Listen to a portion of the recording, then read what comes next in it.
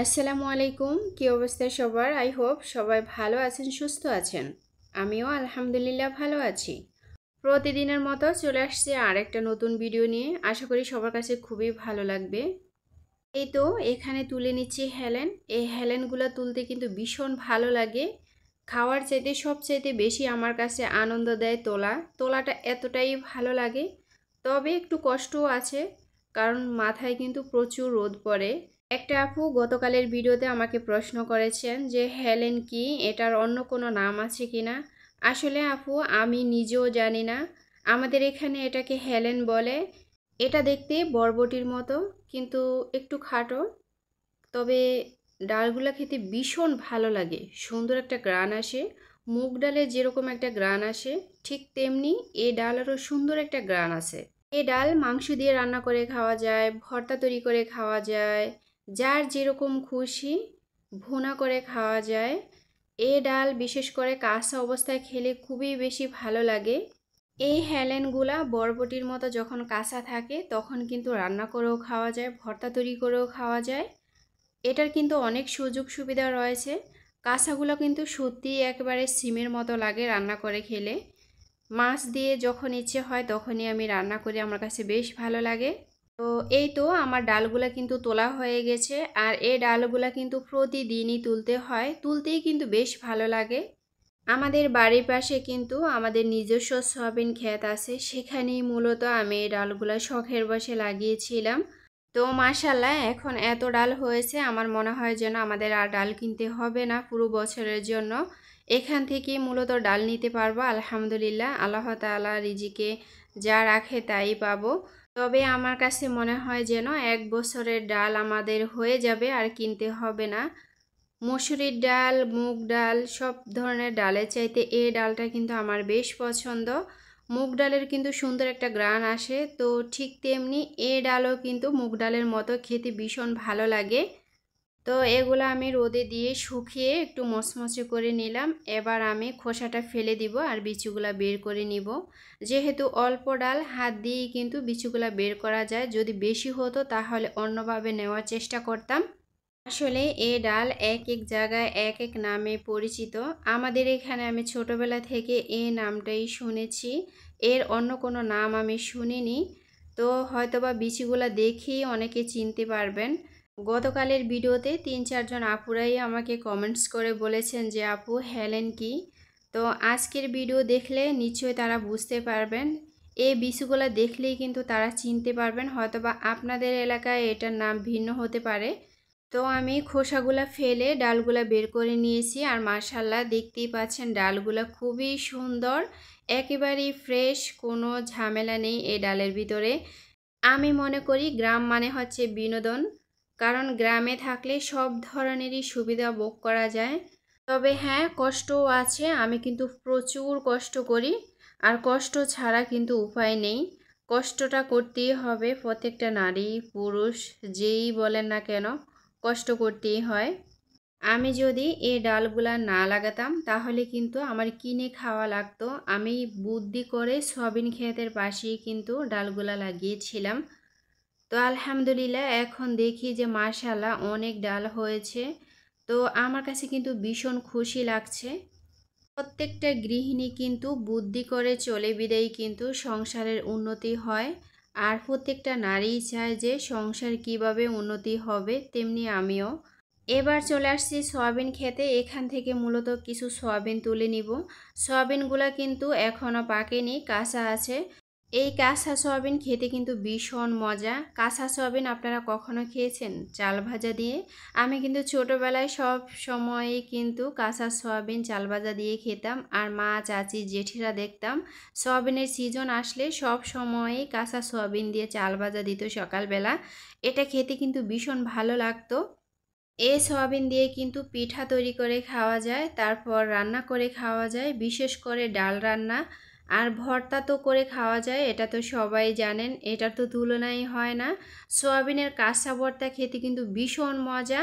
শুকনা সয়াবিনের ভর্তা খেতেও কিন্তু অসাধারণ, কিন্তু কাঁচা সয়াবিনেরটা কিন্তু আরও বেশি ভালো লাগে।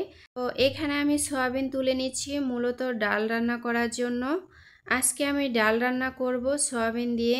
আমার ঘরে যখন কিছু না থাকে তখন আমি এইভাবেই ঘরোয়া উপায়ে একটা না একটা আইটেম তৈরি করে নিই, আর খেতেও কিন্তু ভীষণ ভালো লাগে। আসলে বাজারঘাট না থাকলে কিন্তু আমার তেমন কোনো অসুবিধা হয় না, যেহেতু আমি গ্রামে থাকি। আমি একটা না একটা উপায়ে একটা না একটা কিছু তৈরি করে নিতে পারি, আমার কিন্তু দিন কেটে যায়। আর এই তো দেখতে পাচ্ছেন, এটা হচ্ছে সুপারির বাগান। এখনও কিন্তু সুপারির গাছগুলো খুবই ছোট ছোট। নারিকেল এবং সুপারি বিখ্যাত যে অঞ্চল, আমার বাড়ি হচ্ছে সেখানে। আমার বাড়ি হচ্ছে লক্ষ্মীপুর, নোয়াখালী লক্ষ্মীপুর। একটা আপু আমাকে প্রশ্ন করেছেন যে আমার বাড়ি কোথায়। তো আজকের ভিডিওটা যদি ওই আপুটা দেখে থাকেন তাহলে কিন্তু অবশ্যই জেনে নিতে পারবেন। এর আগেও কিন্তু কয়েকটা ভিডিওতে আমি বলেছি আমার বাড়ি কোথায়, হয়তোবা আপুটা আমার সেই ভিডিও দেখেননি, যার কারণে জানতে পারেননি। তো যাই হোক, এখানে আমি সয়াবিন থেকে সয়াবিনের বীজগুলো আস্তে আস্তে ছাড়িয়ে নিয়েছি। এবার আমি পানি দিয়ে সিদ্ধ বসিয়ে দিব। কাঁচা সয়াবিন কিন্তু খোসা ছাড়াতে খুবই কষ্ট হয়, যার কারণে হালকা একটু ভাপ দিয়ে নিলে খুব তাড়াতাড়ি কিন্তু বিচিটা বের হয়ে যায়, খোসাটা আলাদা হয়ে যায়। জানি না কেউ কখনো সয়াবিনের ডাল রান্না করে খেয়েছেন কিনা। আমাদের এখানে কিন্তু সব সময়ই কিন্তু সয়াবিনের ডাল রান্না করে খাওয়া হয়, খেতেও কিন্তু ভীষণ ভালো লাগে।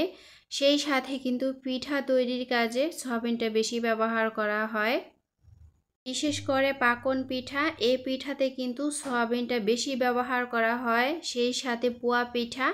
এই দুইটা পিঠাতেই কিন্তু সয়াবিনটা ব্যবহার করলে পিঠাটা কিন্তু খুবই নরম হয়, একেবারেই খেতে খুব সুস্বাদু লাগে, খুব সফট থাকে আর কি। তো দেখতেই পাচ্ছেন আমি খোসা থেকে কিভাবে বিচিগুলা ছাড়িয়ে নিচ্ছি, আর খুব তাড়াতাড়ি কিন্তু বিচিগুলা বের হয়ে যায়। তো আমি বিচিগুলা বের করে নিয়ে তারপর ব্লেন্ড করে নিয়েছি। আপনারা চাইলে শিলপাটায় বেটে নিতে পারেন, তবে বেটে নিলে কিন্তু ব্লেন্ড করা চাইতে আরও বেশি ভালো হয়, কারণ খুব মিহি হয় আর কি, খেতেও খুব ভালো লাগে। এগুলো হচ্ছে মুরগির ডিম, দেশি মুরগির ডিম। মাশাআল্লাহ, ডিমগুলো দেখে খুবই ভালো লাগছে, তাই না? হ্যাঁ, আমি যেহেতু গ্রামে বসবাস করি, আমি কিন্তু হাঁস মুরগি পালন করি। অনেক ভিডিওতে শেয়ার করেছি আমি হাঁস মুরগি পালন করি, এখনকার ভিডিওতে কিন্তু ওইভাবে দেখাই না। তো আজকে যেহেতু ডাল রান্না করব, সেই সাথে কিন্তু ডিমও রান্না করব, না হয় কিন্তু খাওয়া হবে না। আমি যেদিন ডাল রান্না করি সেদিন কিন্তু ভর্তা অথবা ভাজি অথবা ডিম ভুনা, এই তিনটার একটা থাকতে হয়, না হয় কিন্তু খেতে ভালো লাগে না। এখানে কিন্তু দুই ধরনের ডিম, একটা হচ্ছে বাদামি কালারের আর আরেকটা হচ্ছে সাদা, তবে সবগুলাই কিন্তু দেশি মুরগির ডিম। তো কথা বলতে বলতে আমার ডাল রান্না কিন্তু বসিয়ে দিয়েছি। আর আমি কিন্তু দুপুরবেলায় রান্না করি। দুপুরবেলায় রান্না করলে হয় কি, দুপুরে ভাতটা খুব গরম থাকে, খেতেও ভালো লাগে। আমি সব সময় চেষ্টা করি দুপুরেই রান্না করার। আমার ডাল রান্নাটা কিন্তু হয়ে গেছে, মাশাআল্লাহ খুব সুন্দর একটা কালার আসছে। আপনারা চাইলে আমার মতো করে এভাবে ডাল রান্না করে খেতে পারেন। যারা কখনো খান নাই তারা ট্রাই করে দেখতে পারেন, খেতে কিন্তু ভীষণ মজার হয়। সেই সাথে কিন্তু ডিম বোনা করে নিয়েছি, দেখতেই পাচ্ছেন। দেশি মুরগির ডিম বলে কথা, এই ডিম কার খেতে ভালো না লাগে বলেন। আসলে দেশি যেটা সেটা স্বাদই কিন্তু অন্যরকম। তো এবার চলে আসছি কলা গাছ থেকে কলা পাড়ার জন্য, কারণ কলাগুলা কিন্তু পরিপূর্ণ হয়েছে, মানে খাওয়ার উপযোগী হয়েছে। এখন যেহেতু প্রচুর গরম পড়ে, এই গরমে কিন্তু কলার চাহিদাটা খুব বেশি থাকে, দামও কিন্তু খুব বেশি, খেতেও কিন্তু ভালো লাগে। তো এখানে কিন্তু অনেকটি কলা গাছ একসাথে, সেখানে কিন্তু অনেক কলা ছড়াই আছে। তো আমি মূলত একটা ছড়াই কেটে নিব, কারণ একসাথে কাটলে সবগুলো একসাথেই পেকে যাবে, তো খাওয়া হবে না। তো একটা খাওয়া হলে আবার আরেকটা কেটে নেব পর পর করে, তো খাওয়া হবে। আর এরকম যদি নিজের বাড়িতে কলা গাছ থাকে, বিভিন্ন ধরনের ফল গাছ থাকে, কার খেতে ভালো না লাগে বলেন। আমি তো খাওয়ার চাইতে বেশি এনজয় করি, কারণ আমার কাছে যে আনন্দটা ফিল হয় সে আনন্দটা হয়তো বা অনেকেরই হয় না। আমার কাছে খাওয়ার চাইতে সবচাইতে বেশি হচ্ছে যে আমার বাড়িতে এই জিনিসটা আছে, এটাই কিন্তু আমাকে সবচাইতে বেশি আনন্দ দেয়। তো কথা বলতে বলতে কিন্তু কলার ছড়াটা আমার কাটা হয়ে গেছে, আর মাশাআল্লাহ কলাগুলো কিন্তু খুবই মোটা মোটা, আর পাকলে কিন্তু এত সুন্দর একটা কালার আসে, দেখলেই মনে হয় যেন মনটা ভরে যায়। তো আজকের মতো বিদায় নিতেছি। আসসালামু আলাইকুম, আল্লাহ হাফেজ।